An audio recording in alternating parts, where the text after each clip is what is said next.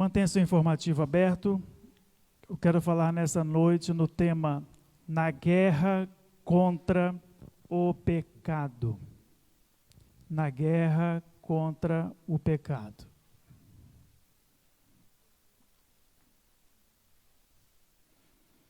Mantenha seu informativo aberto, fique atento às anotações, aos textos, para poder não perder nada daquilo que Deus tem a ministrar aos nossos corações.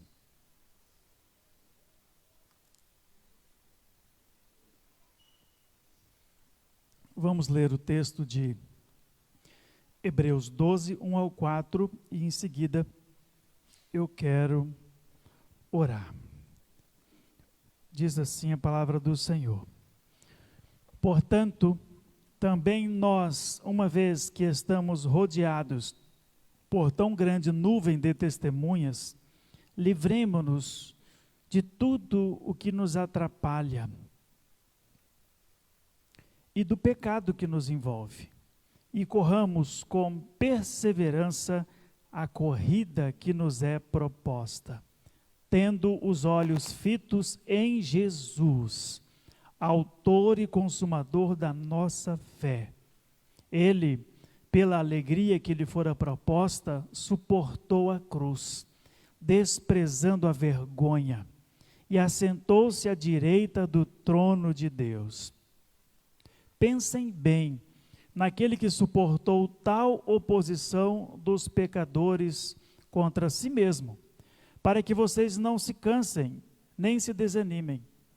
Na luta contra o pecado, vocês ainda não resistiram até o ponto de derramar o próprio sangue. Amém? Senhor, obrigado pela tua palavra. Louvado seja o teu nome nesta noite, Senhor. Que o Senhor possa ministrar aos nossos corações através da tua santa e poderosa palavra. Nós cremos no poder que emana dela. Nós cremos que a tua palavra é aquilo que o Senhor diz que ela é. E o Senhor diz que a tua palavra é como uma marreta que esmiuça a pedra. Então observe, Senhor, se dentro de nós, se em nossa vida, se em nossa maneira de viver, há algo que precisa ser quebrado e extirpado de nós, tenha liberdade de fazer isso nessa noite. Amado Espírito Santo, que o Senhor tenha plena liberdade, através desse teu servo, para fluir tudo quanto o Senhor deseja que o teu povo receba nesta noite. Que haja, ó Deus, confissão de pecados, arrependimento, quebrantamento, contrição, por causa da maneira como temos vivido, e que possamos sair daqui melhores. Ser melhor é ser mais parecido com Jesus em todas as coisas. Faça isso conosco, tenha liberdade, em nome do Senhor Jesus. Amém. Amém. Espero não precisar te pedir que você dê o seu amém, o seu glória a Deus, à medida que o Espírito vai ministrando ao seu coração, à medida que a palavra o impacte, o toque, à medida que a palavra é precisa na nossa vida, você vai glorificando ao Senhor e interagindo comigo até o final desse sermão. Amém? Amados, esse texto é impressionante. Já faz, eu acho que um mês que eu estou refletindo nesse texto. E aprove hoje trazer uma ministração da parte do Senhor aos irmãos. O texto diz: livremo-nos de tudo que nos atrapalha. O texto fala para a gente largar de lado o pecado que nos envolve e correr perseverantemente a corrida que nos é proposta, Não sabemos ao certo quem é o autor de Hebreus, ainda que muitos acreditem que seja Paulo. O autor fala e relata a nossa vida como uma corrida aqui nessa terra. Ora fala que é uma luta, uma guerra, são comparações. Mas como o povo daquela época gostava de desafios e questões olímpicas, aqui ele compara uma corrida, da gente se desvencilhar de tudo que impede, que atrapalha e livremente correr com perseverança, sem desistir, a corrida que o Senhor nos propôs. E nessa corrida nós devemos fazê-la não olhando para trás, quantos já ficaram para trás, quantas lutas já vencemos, não olhando para as pessoas que estão na nossa frente, mas olhando única e exclusivamente para o nosso Senhor Jesus. Ele é o autor da nossa fé. Se tira Jesus, não faz razão e motivo nenhum de estarmos aqui. Ele é o autor. É nele que começa a nossa fé e também é nele que continua e que termina. Ele quem consuma a nossa fé. E ele suportou a cruz. Então está sentado à destra de Deus. Mas não foi simples assim para ele. Ele suportou muita oposição contra si mesmo.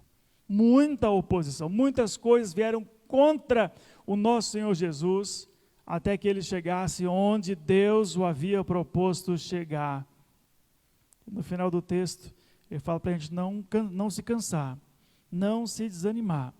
Só quem participa de corridas, e especialmente amadores iguais a mim, que quando você começa uma corrida, você dá vontade de parar no caminho.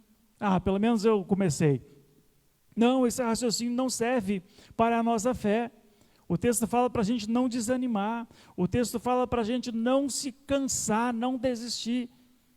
E a verdade é que a gente ainda vai muito longe depois de estar cansados, não é verdade? Isso se o Senhor estiver conosco. E aí ele fala que contra o pecado nós estamos numa guerra, numa luta tremenda. E nós achamos que estamos no nosso limite, muitas vezes, nessa guerra. Aí o autor fala, mas vocês nem derramaram sangue ainda? Como é que você está no seu limite nessa luta? Como é que você justifica que você cede à tentação e ao pecado se nem derramou sangue ainda? Meus irmãos,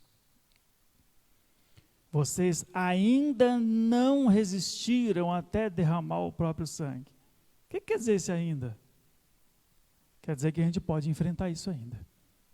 Quer dizer que pode chegar esse dia. Pode chegar esse dia. Meus amados, e com uma espada no pescoço é que nós provamos realmente a nossa fé. Antes disso é muito fácil. Dizer da boca para fora não significa tanto. E até realizar algumas coisas em nome de Jesus também não quer dizer tanto. Mas é quando alguém coloca uma arma na nossa cabeça, uma espada no nosso pescoço e nos pergunta, você crê no Senhor Jesus? É aí que nós mostramos a verdade da nossa fé. E o Senhor Jesus disse para ser fiel até quando? Até a morte. Não é até na hora da tentação, não é até na hora da prova apenas, é até na hora da morte. Bem, desde a criação do homem, da humanidade, existe uma luta contra o pecado. Existe uma luta. Parte dessa luta nós vimos aqui na ilustração, quando a Eva, representada pela Priscila, recebeu então ali o alimento que não deveria. e comeu do fruto que não devia. Lógico que houve uma luta antes disso. É lógico que antes de Adão receber também dessa fruta, também houve uma luta dentro de si. E essa luta continua até os dias de hoje. Em Efésios capítulo 6 e verso 12, a Bíblia diz: pois a nossa luta não é contra pessoas, mas contra os poderes e autoridades, contra os dominadores deste mundo de trevas, contra as forças espirituais do mal nas regiões celestiais. Seu inimigo não é a sua esposa, seu inimigo não é o seu patrão, eu costumo dizer, seu inimigo não é o seu vizinho.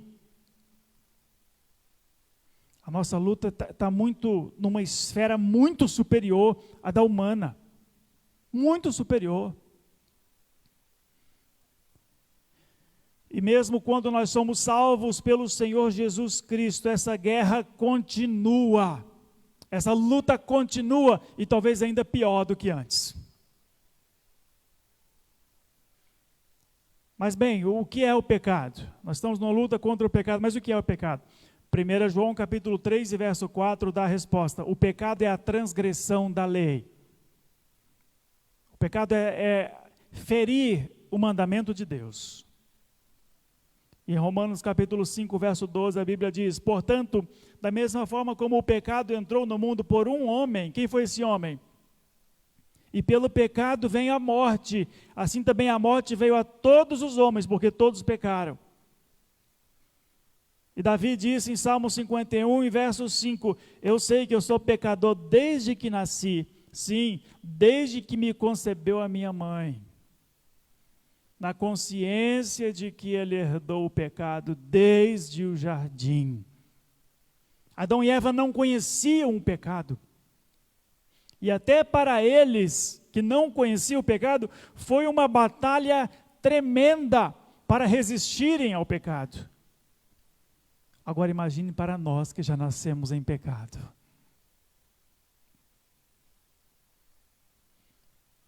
Todos lidam com o desafio de vencer o pecado. Todos os dias. E a todo momento lidamos com o perigo do pecado, com a guerra contra o pecado, com essa luta contra o pecado.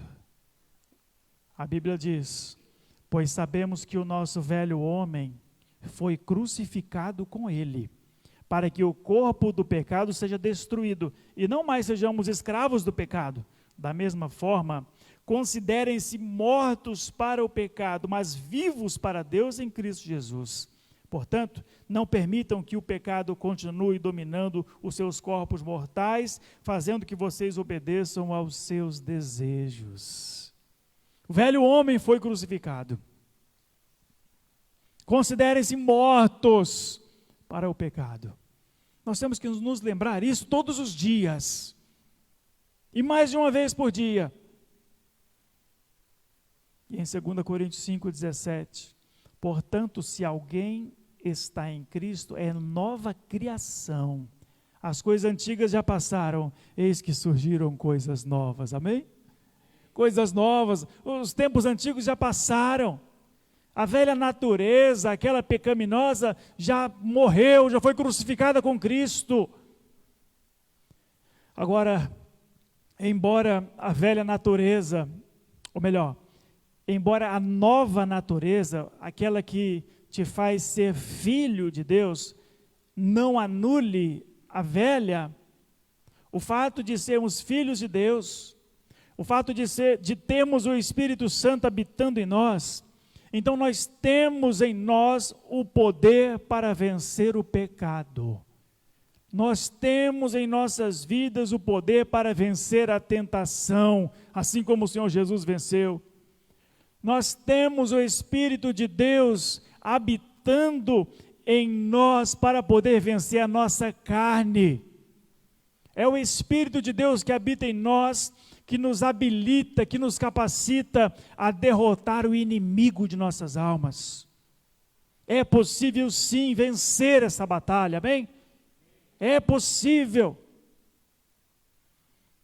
No final da obra redentora de Deus, esse corpo será transformado.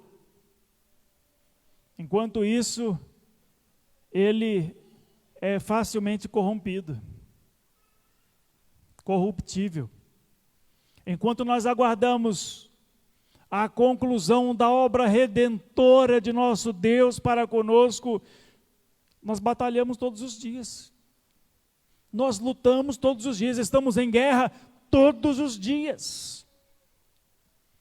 Mas vai chegar aquilo que está escrito em 1 Coríntios 15, 54, que diz assim: quando, porém, o que é corruptível se revestir da incorruptibilidade, e o que é mortal se revestir da imortalidade, então se cumprirá a palavra que está escrita: a morte foi destruída pela vitória. Amém?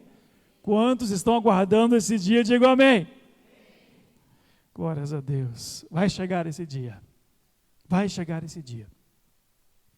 Interessante que Jesus, ao ensinar uma oração aos discípulos, ele diz: venha o teu reino, seja feita a sua vontade aqui na terra, assim como ela é feita nos céus.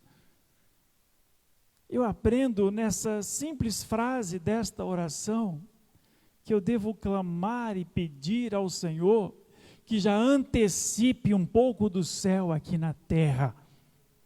E isso pode acontecer à medida que eu anulo essa carne, de que eu mato essa carne, de que eu crucifico essa carne e experimento o poder de Deus na minha vida, experimento o poder do Espírito Santo na minha vida, e experimento pela santidade a plenitude de Deus na minha vida. Nossos corpos serão transformados. Em Filipenses 3, verso 21, Ele transformará os nossos corpos humilhados para serem semelhantes ao seu corpo glorioso. Amém? Esse corpo vai ser transformado, vai ser mudado. Isso para muitos de nós é um consolo, amém? Glória a Deus, né? Aí a mulher cutou com o marido assim, viu? Glória a Deus. Amém, né, esposa? Enquanto isso, nós vamos lutando.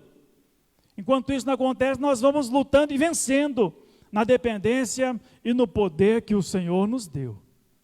Não é pela nossa própria força. Ninguém vence na luta contra o pecado com a sua própria força. Bem, tenho 7 coisas a dividir com vocês. E a primeira é: a responsabilidade de se livrar do pecado é minha. Escreva aí.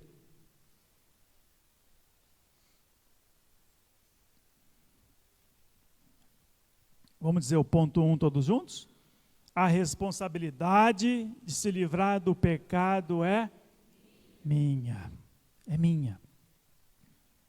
Em Hebreus, o verso 1 diz: livremo-nos de tudo que nos atrapalha e do pecado que nos envolve. Livremo-nos. O texto não fala para você pedir a Deus tirar isso de você. Não. Há certas orações que são tão ignorantes e longe do conhecimento da palavra de Deus. Havia um jovenzinho que, quando ele começou a namorar, ele era muito tentado no seu namoro a passar a carruagem na frente dos bois, vamos dizer dessa forma, né? Tentado a isso. Ele amava o Senhor Jesus, mas ele era tão tentado nisso mas ele era um novo convertido. E numa de suas orações, ele disse: Senhor, tire de mim desejos sexuais. Ele falou. Mas isso não é uma oração que se faça. Isso é nato do homem, o desejo sexual. E da mulher. É natural que a gente peça livramento, é natural que a gente peça proteção. Depois nós vamos ver mais sobre isso.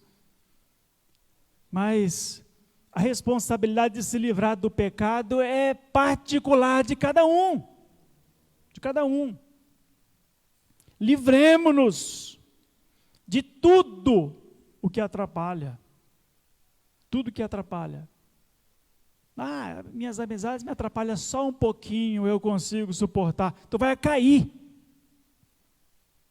Porque o texto fala para se livrar de tudo que atrapalha. Está faltando prudência.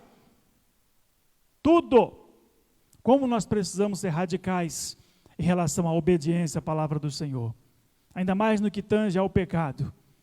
Amados irmãos, e observo nesta geração uma falta de temor tão grande a Deus no que tange ao pecado.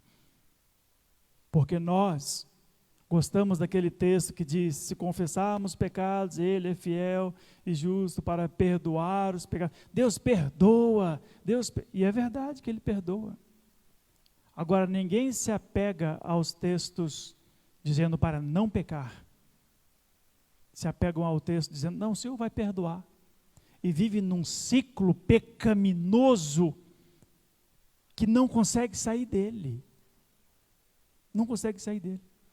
Não seria melhor você simplesmente andar em vitória após vitória e vitórias na sua vida? Muito melhor do que ficar dependendo da graça e do perdão e da misericórdia, ainda que elas estejam disponíveis. José do Egito temia tanto a Deus, tinha tanto temor a Deus, um jovenzinho, solteiro, sozinho, vendido, escravo, mas ele tinha tanto temor a Deus que ele preferia ser caluniado, difamado, humilhado, preso, do que ceder à tentação do pecado e entristecer ao seu Deus. Como nós precisamos dessa mentalidade que José teve. Mentalidade de temor e de respeito ao nosso Deus. Eu não vou ceder ao pecado. Como isso está em falta nos dias de hoje? Fazendo da graça uma desgraça na sua vida. Isso é um problema muito sério nos dias atuais. Depois eu peço perdão, o Senhor perdoa. O Espírito Santo de você, já se foi há muito tempo. Ou você acha que Ele está pactuando contigo das tuas decisões, das suas próprias escolhas de ceder ao pecado? A responsabilidade de se livrar do pecado é minha. Assuma essa responsabilidade. Pare de enxergar a graça de Deus como uma super graça. Pare de achar que, depois Deus perdoa. Pecados conscientes. Isso está cauterizando o seu coração, você não imagina. Você não imagina. Você torna uma pessoa insensível à voz de Deus, à presença de Deus, ao toque do Espírito. Já não tem mais isso. De tanto que acha que não, depois Ele perdoa, depois Deus perdoa, depois está pensando que Deus é o quê? Segundo lugar, não desgrude os olhos de Jesus. Amém?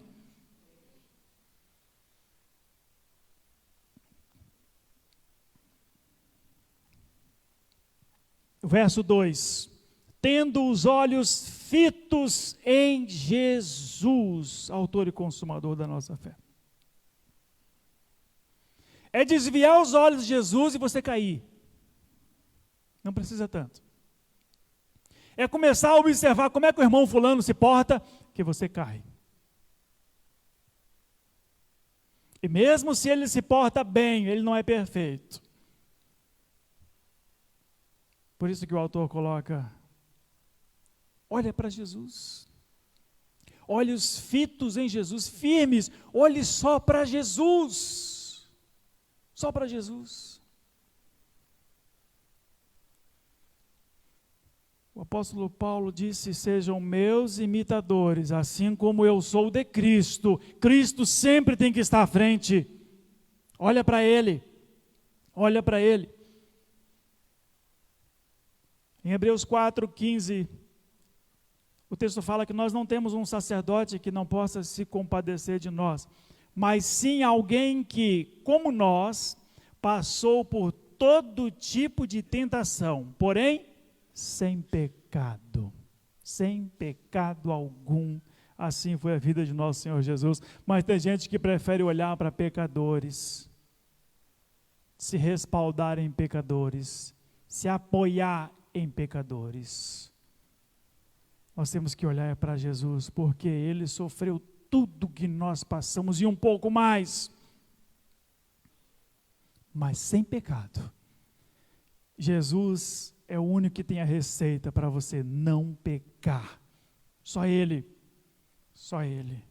Ele é o nosso exemplo, Ele é o nosso alvo, Ele é o nosso Senhor, amém? Então não desgrude os olhos dEle. Se você passar a olhar para pregadores televisivos, pregadores youtubers, cuidado, você vai correr um sério risco, porque não há ninguém perfeito. Esses dias o Fantástico desmascarou um homem que se dizia pastor, que a sua vida na verdade era envolvida tudo em torno de dinheiro. Não sei quantos acompanharam nas mídias, foi forte, amplamente divulgado esse estelionato, esse engano, e esse homem prometia toda a fortuna da terra, literalmente, irmãos, de tantos zeros que ele colocava nas propostas, e um monte de ovelha cega, acompanhando um líder cego, porque não estavam olhando para Jesus, não estavam olhando para Jesus. Aliás, esse pastor convidou a você que ainda não é ser membro desta igreja, através do preenchimento disso. No entanto, desse púlpito a gente fala a respeito de pecado. Desse púlpito não tem gracinha, não tem stand-up. Desse púlpito, talvez você estranhe, porque realmente está meio escasso, a gente prega a palavra de Deus daqui. Saiba antes disso. Saiba antes. Saiba antes que esse pastor não é coach. E não usa do púlpito desse microfone para amaciar a sua vida, para você se deleitar mais e mais no seu pecado e fazer o que você acha melhor para você. Não. Esse pastor vai dar a vida pela palavra de Deus.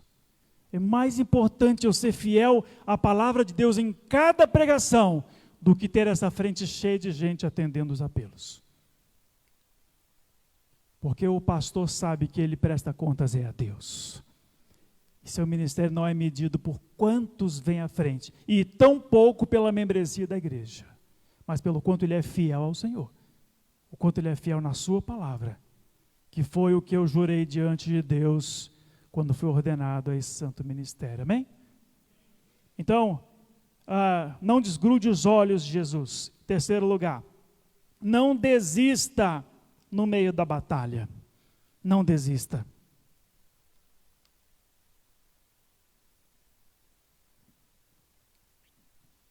Pregadores, coaches vão dizer, não desista, você é capaz. Mas daqui nós vamos ouvir dizer, para não desistirmos, porque é o Senhor quem nos fortalece nessa batalha. É Ele quem vai à frente. O verso 3 fala, pensem bem naquele que suportou tal oposição dos pecadores contra si mesmo, para que vocês não se cansem nem se desanimem. Irmãos, se você olhar para o líder de ministério, tu vai se cansar. Se você ficar observando só a vida do seu líder de célula, tu vai desanimar. Tem que olhar para Jesus, para não se cansar, para não desanimar. Não desista no meio da batalha. Pode ser que no caminho você perca uma luta, mas isso não significa que você perdeu a guerra. Você continua de pé. Você perdeu um round, mas você não perdeu a luta. Continue, persista no Senhor. Continue lutando no Senhor. Quarto lugar, é possível vencer todas as tentações. Amém ou não? É possível vencer todas as tentações. 1 Coríntios 10 e 13, diz assim a palavra do Senhor, não sobreveio a vocês tentação que não fosse comum aos homens, ou humana, e Deus é fiel, Ele não permitirá que vocês sejam tentados além do que podem suportar, mas quando forem tentados, Ele lhes providenciará um escape para que o possam suportar. Amém? Isso não consola a sua vida? Glórias a Deus. Por causa das promessas do Senhor, é possível sim vencer todas as tentações. Todas. Pode observar que até em dias que estamos em jejum e oração, nós somos fortemente tentados. Vai achando que não. Vai achando que está imune agora pelo resto do ano, porque jejuou e orou 7 dias. Vai achando, para te ver. É possível vencer as tentações porque Deus é fiel. Amados, o nosso inimigo, ele não tem mais poder do que o nosso Deus. Não tem. Mais do que nós, humanamente falando, ele tem. Ele tem. Deixa Deus de lado um tempo e dependa só de você para enfrentar ele, para você ver. Não faça isso. Tu vai perder. Ele é terrível. A própria Bíblia diz a respeito dos poderes dos ares. O inimigo tem algum governo. O inimigo tem algum poder que homens e mulheres não têm. Não têm. Então, é possível vencer todas as tentações. Por quê? Porque Deus tem o controle, inclusive contra Satanás. Amém? O inimigo, eu costumo comparar que é como um cachorro numa coleira, e quem está segurando essa coleira é o Senhor Jesus. Ele não faz nada além do que nosso Deus permite. Nada além. Não foi assim com Jó? Que ele vinha pedir permissão e o Senhor concedia ou não, conhecendo o seu servo Jó. Conhecendo o seu servo Jó. Deus não vai permitir que a tentação seja maior do que a que você suporta. Então pare de botar a culpa em Deus. Para você, admita a sua própria culpa. E é nisso que consiste o perdão do Senhor. A gente dizer, eu fui fraco, eu não vigiei, eu dei vazão à carne. Eu digo que minha vida está crucificada, mas parece que eu desci da cruz. Por isso que eu caí, por isso que eu pequei contra o Senhor. Vai ler Salmos 51. Ficou uma semana, leia 10 vezes por dia Salmo 51. E veja como Davi se humilhou e assumiu todo o seu pecado, toda a sua culpa diante do Senhor. Se nós dissermos que pecamos ou caímos numa tentação, porque Deus exagerou na dose, na receita, é mais um pecado que estamos cometendo. Mais um. Porque isso não tem a ver com Deus, tem a ver com você. Tu acha que Deus não te ama? Tu acha que Deus não tem planos bons para você? Tu acha que Deus não conhece o seu limite? Então não deixa, além do inimigo derrubar alguns, ele põe um engano na mente dessa pessoa, dizendo, está vendo como Deus não te ama? Está vendo que Deus permitiu que você caísse, pecasse? Como se Deus tivesse alguma parte com isso, como Deus fosse injusto, mas o texto fala o contrário. Deus é fiel, Deus é fiel. Ele não vai permitir que a tentação seja maior do que o que você suporta. 1 Coríntios 10, 13. Decora esse texto essa semana. Em Judas, capítulo 1, verso 24. Aquele que é poderoso para impedi-los de cair e para apresentá-los diante da sua glória sem mácula e com grande alegria.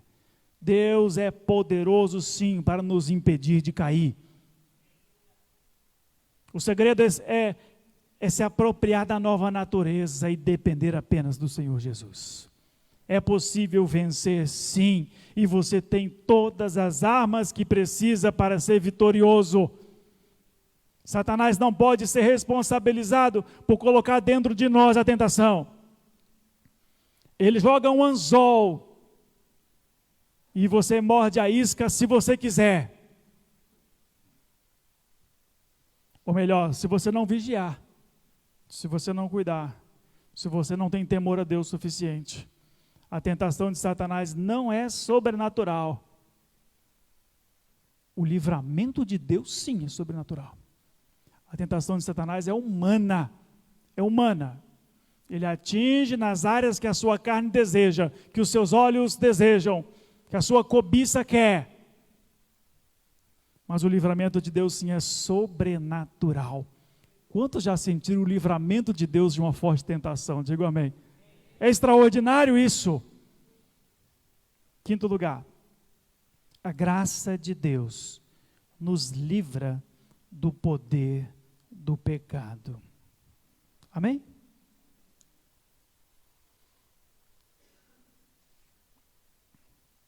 A irmã Augusta vai me trazer mais 2 copos d'água, por gentileza. A graça de Deus nos livra do poder do pecado. Romanos capítulo 8, verso 1 e 2. Portanto, agora já não há condenação para os que estão em Cristo Jesus. Porque por meio de Cristo Jesus, a lei do Espírito de vida me libertou da lei do pecado e da morte. Amém? Glórias a Deus. Não há mais condenação para os que estão em Cristo Jesus. Em Romanos 8, verso 9, entretanto, vocês não estão sob o domínio da carne, mas do Espírito, se de fato o Espírito de Deus habita em vocês. E se alguém não tem o Espírito de Cristo, não pertence a Cristo. Em outras palavras, não é salvo. Não tiveram uma experiência com o Senhor. A graça de Deus é que nos livra do poder do pecado. Vocês não estão sob o domínio da carne, o texto diz. Não estão sob o domínio. O mundo, sim. Quem não tem o Espírito de Deus governando sua vida, quem ainda não é salvo, quem ainda não tem um nome escrito no livro da vida, como diz a palavra, quem ainda não tem o Senhor Jesus no centro da sua vida, governando a sua vida, então quem é que governa essa vida? É o inimigo, é o diabo, é Satanás. Esses sim estão debaixo do domínio da carne. Eles pecam deliberadamente. Alguns não têm nem consciência disso. Se você o corrige, você é muito careta. Se você fala, não faça, Deus não se agrada do que você está fazendo. Deixa de ser tolo, tem que aproveitar a vida. E vão vivendo assim, acham que estão vivendo. Porque nunca usufruíram, nunca experimentaram da graça maravilhosa do nosso Deus. Porque o dia que nós somos convencidos pelo nosso Deus a respeito do pecado, então nós sentimos tanta vergonha de tudo que fizemos. Choramos de vergonha, pedindo perdão, clamando por misericórdia. E o Senhor é tão bom, é tão fiel, que a Bíblia diz que Ele não leva em conta os tempos da ignorância. Então olha que coisa linda. Aqueles pecados que você cometeu porque não conhecia o plano de Deus, você não sabia, você não tinha o conhecimento da verdade, o Senhor te perdoa deles. Mas agora que você o conhece, e aí que está a responsabilidade, conhecer o Evangelho, conhecer os mandamentos, conhecer a lei de Deus, só nos resta obedecê-los. A graça de Deus nos livra do poder do pecado. A graça de Deus, meus irmãos, não é apenas para levantar aquele que está caído, mas também para te livrar de pecar novamente. A graça de Deus é que nos sustenta. Muitos só usam a graça de Deus para, depois de uma noite deleitosa nos prazeres da carne, o Senhor me perdoa.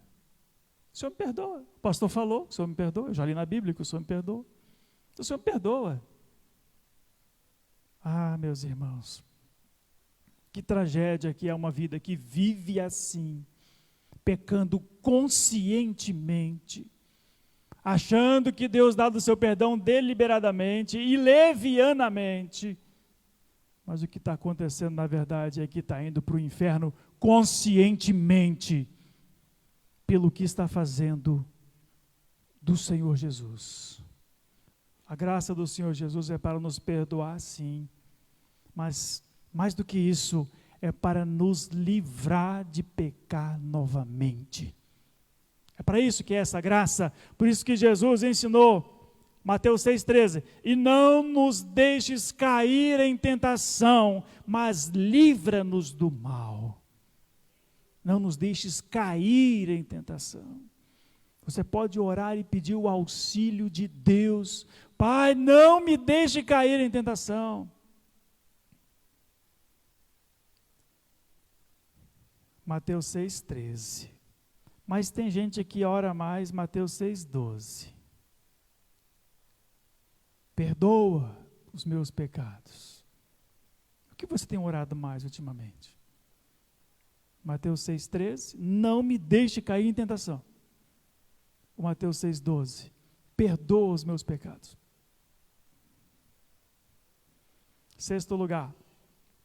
A nova natureza pode vencer o pecado.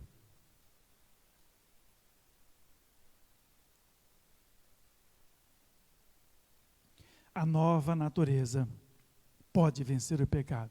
Sei que nada de bom habita em mim, isto é, em minha carne, porque tenho o desejo de fazer o que é bom, mas não consigo realizá-lo. Pois o que faço não é o bem que eu desejo, mas o mal que eu não quero fazer, esse eu continuo fazendo.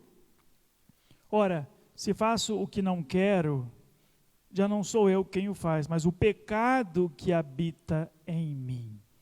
Meus irmãos, nós não podemos descansar sequer um dia da nossa vida. Um dia.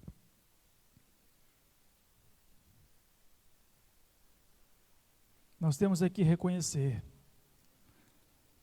A gente olha para algumas pessoas e fala, não, fulano é bom, eu acho que ele nem peca, né? Mas aqui o apóstolo Paulo está dizendo, não tem nada de bom que habita em mim. Não tem nada de bom na minha carne. Eu quero fazer o bem, mas eu acabo fazendo o mal. Gálatas 5, 16, 17. Por isso digo, vivam pelo Espírito, e de modo nenhum satisfarão os desejos da carne. Pois a carne deseja o que é contrário ao Espírito, e o Espírito o que é contrário à carne. Eles estão em conflito um com o outro, de modo que vocês não sabem o que desejam. Irmãos, é perceptível no nosso dia a dia, a todo momento, essa luta, essa batalha, esse conflito, essa guerra. Mas a nova natureza vence o pecado. Esse novo nascimento, lá em João capítulo 3, Jesus falou para Nicodemos, você precisa nascer de novo. Nascer de novo. Esse homem está contaminado pelo pecado. Precisa nascer de novo. Vivam pelo Espírito. Esta é a maneira de não cedermos à tentação do mal, à tentação do inimigo, é viver em Espírito. Por isso que a Bíblia fala, orem em todo tempo no Espírito. Em todo tempo. Mas sabe qual é o problema? Vamos para a cama dormir, ficamos vendo videozinhos engraçados, quando não é coisas piores. Aí sonhamos com aquele monte de porcaria. Aí depois pedimos para Deus nos guardar. Ora, tu está se alimentando de quê? Está se alimentando de quê? Não está vivendo pelo Espírito, não está dependendo do Espírito, está satisfazendo a carne, está alimentando a carne, aí a carne vai vencer. Aí tu não vai poder dizer, não, essa tentação foi mais do que eu podia suportar. Não, já aprendemos que não. Deus é fiel. Você não pode dizer que Deus é infiel, que te deseja o mal, que está louco para te ver cair, tropeçar e pecar, para te acertar um raio no teu pescoço logo. Não, não é. Você não vigiou, não cuidou, deixou a carne prevalecer. 7º e último lugar. Valerá a pena não pecar, mesmo que custe o meu sangue. Chegamos então na máxima desta mensagem. Eu sei que esse ponto 7 é forte demais para nós. Eu sei que é. Eu sei que é.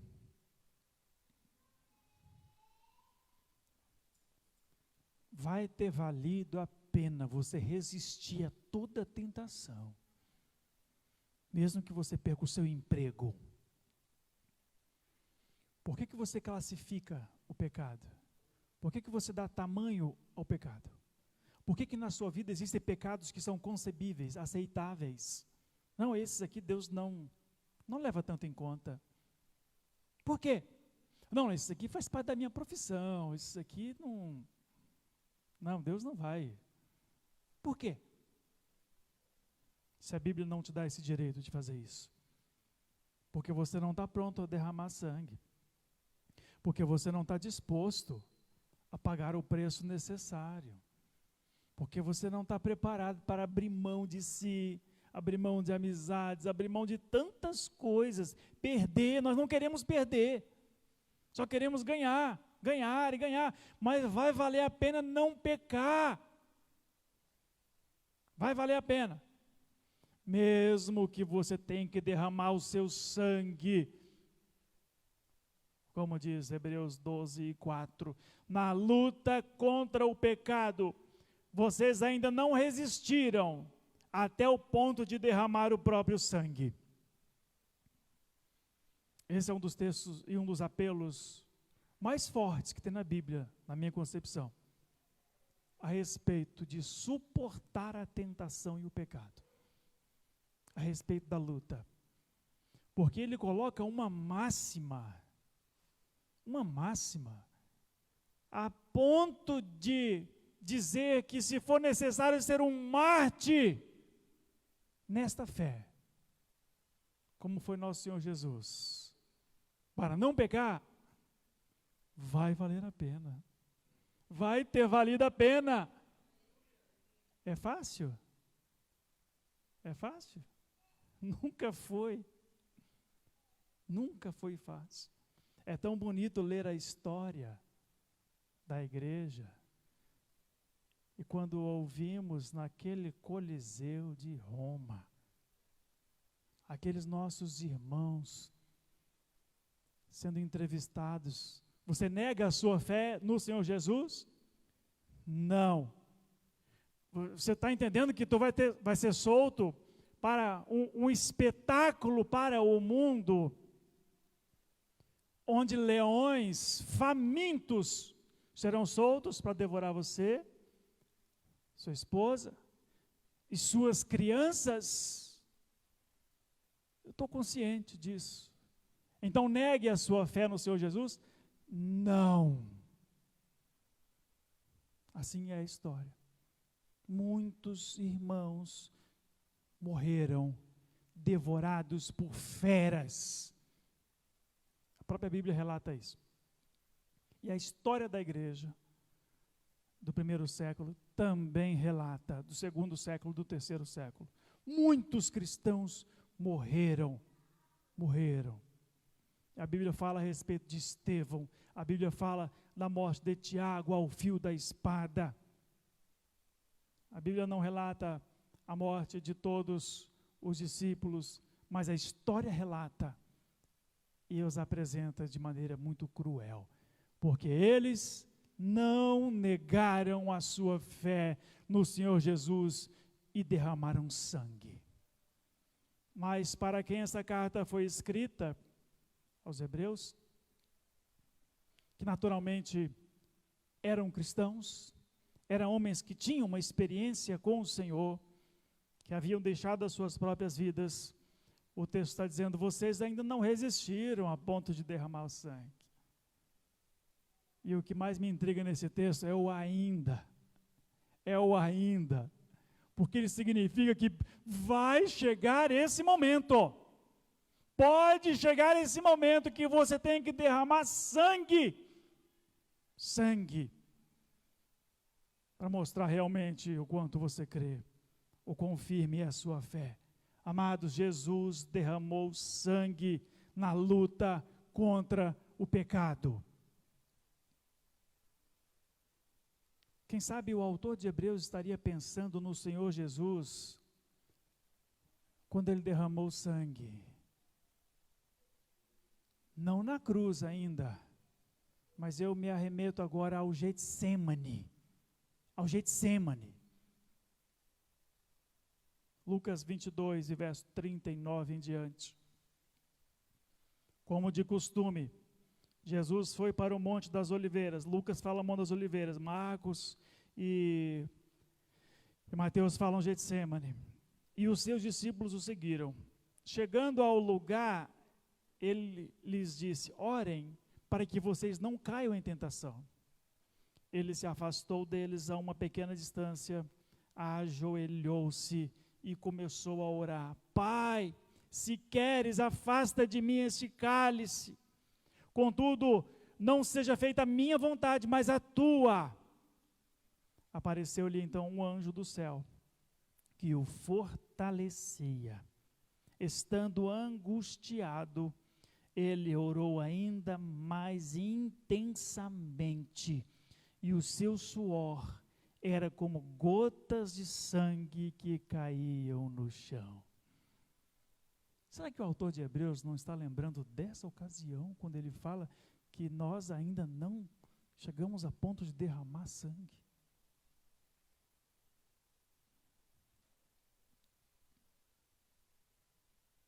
Você consegue imaginar a angústia do Senhor Jesus nessas suas últimas orações, nesses seus últimos dias? Como homem. A Bíblia diz que muitas pessoas, e até alguns pregadores falam, não, Jesus fez isso porque ele era Deus, né? Amados, a todo momento Jesus assume a sua humanidade. A todo momento. Onde já se viu Deus ser tentado? Deus não é tentado. Deus não pode ser tentado. Deus a ninguém tenta, tem um texto que diz. Mas Jesus foi tentado como homem. E aqui, ele está numa angústia tremenda. Ele sabia que os seus dias na terra como homem estavam contados. Ele sabia o que os seus melhores amigos, os seus discípulos, o trairiam. Outro o venderia. Outro diria que nunca o conheceu. E agora, ele está angustiado. Como homem. Ele está muito triste. O texto fala que ele foi abandonado. Ele foi traído por um de seus amigos com um beijo. Ele estava aflito, uma tristeza indizível, uma angústia que, se somar toda angústia que nós todos já experimentamos, não chega perto, uma tristeza mortal, uma outra versão diz. Daí o que acontece? Ele orava com mais intensidade ainda, a ponto de o seu suor se tornarem gotas de sangue. Amados, quantos homens de fraca virtude cedem justamente aí, quando está à beira da morte, quando os dias são maus, e trocam a sua fé, vendem a sua fé, por mais alguns anos de vida normal, natural, e naturalmente distante do Senhor, porque o negou. O que aconteceu com Jesus, hoje a ciência explica como um fenômeno chamado hematidrose. Um fenômeno raríssimo. Eu creio que nenhum de nós conhece alguém que já passou por isso. Mas nessas últimas 2 décadas, a ciência e a medicina passou a estudar mais a respeito, porque já observou isso acontecendo em dezenas de pessoas ao redor do mundo. Um fenômeno raríssimo, que é o rompimento das veias capilares, a ponto do sangue se misturar ao suor. Isso acontece em jovens, isso pode acontecer em adultos, idosos, mas isso só acontece causado por um estresse elevadíssimo, uma ansiedade muito forte, causada, quem sabe, pelo abandono, pela traição, uma tristeza mortal. Foi esse fenômeno que levou o nosso Senhor Jesus a derramar sangue. Ele derramou sangue antes de ir para a cruz. Jesus derramou o seu sangue antes de ser preso. Ele derramou o seu sangue antes de ser chicoteado com aqueles chicotes com dezenas de pedaços de espinhos pontiagudos. E suas costas e todo o seu corpo estavam completamente marcados. Jesus derramou sangue antes de receber a coroa de espinhos. O pessoal quer representar a Páscoa e a morte de Jesus, faz uns espinhos bonitinhos, né? Uns espinhos de espuma. Aí é moleza, né? Antes de receber tantas bofetadas na cabeça, ele já tinha derramado o seu sangue lá no Getsemane. No Getsemane. Porém, ele se manteve firme. Ele não reclamou. Ele não recuou. Ele foi até o final. Por nos amar. E para deixar o exemplo para nós. Ministério de Louvor, por favor. Estamos na guerra contra o pecado, meus irmãos.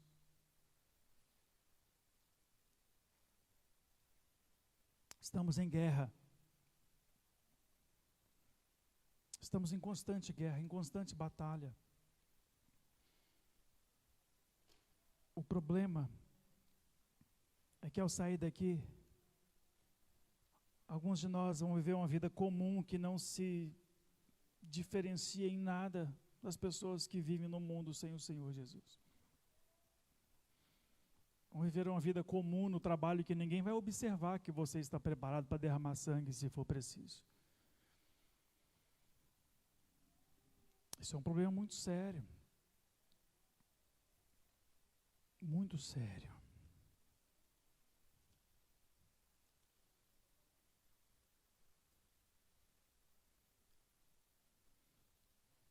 A responsabilidade de se livrar do pecado é minha, é de cada um.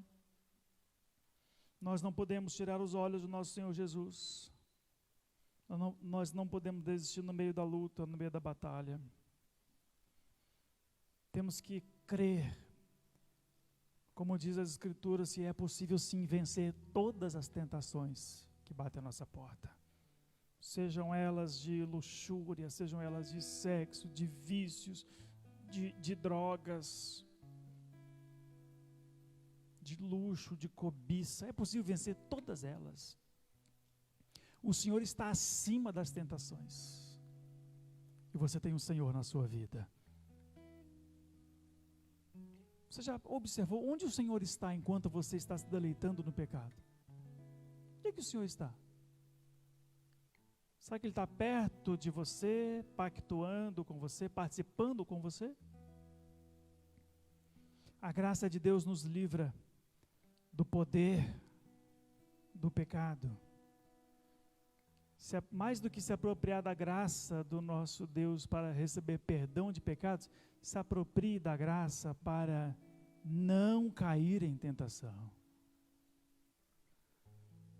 A nova natureza pode vencer o pecado. Você tem a nova natureza, você tem a natureza de Deus em você? E por fim, valerá a pena não pecar, mesmo que custe o meu sangue. Coloque-se de pé, por favor, todos. Feche seus olhos. Vamos orar ao Senhor nessa hora. Vamos falar com Deus.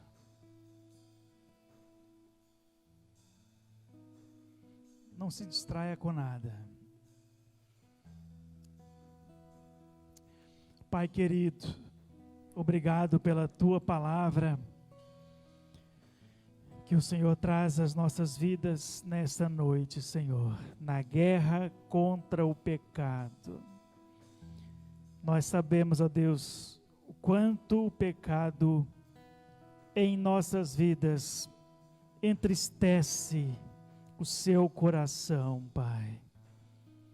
Assim como nós não queremos que nossos filhos errem, desobedeçam, o Senhor também espera de nós que possamos andar em novidade de vida, como diz Tua palavra, em obediência, em santidade.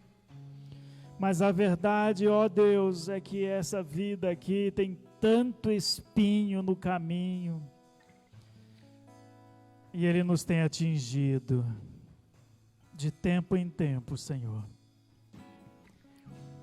Mas nós nos apropriamos desta mensagem, ó Pai, e mesmo que venhamos a tropeçar ou até perder uma luta, mas agarrados em Ti, nós não perdemos a batalha, nós não perdemos a guerra. Oh Pai, obrigado pela Tua palavra. Nosso desejo, Senhor, é que ela que estejamos tão enraizados nela, de maneira que não pequemos, como o Senhor inspirou o Teu servo João a dizer: filhinhos, não pequem. Ajuda-nos, ensina-nos, Espírito Santo, a vigiar tanto, de maneira radical, para obedecermos esse mandamento de não pecar, de não cair, de não tropeçar. Pai querido, obrigado pela Tua palavra. Eu sei, ó Deus, que o Senhor perdoa. Eu sei que o Teu sangue é poderoso para isso, e foi para isso que o Senhor derramou o Seu sangue naquela cruz. E nos apropriamos dele, sim, quando necessário, porque amamos ao Senhor e nos humilhamos e reconhecemos que volta e meia essa carne se agita dentro de nós e fica ativa.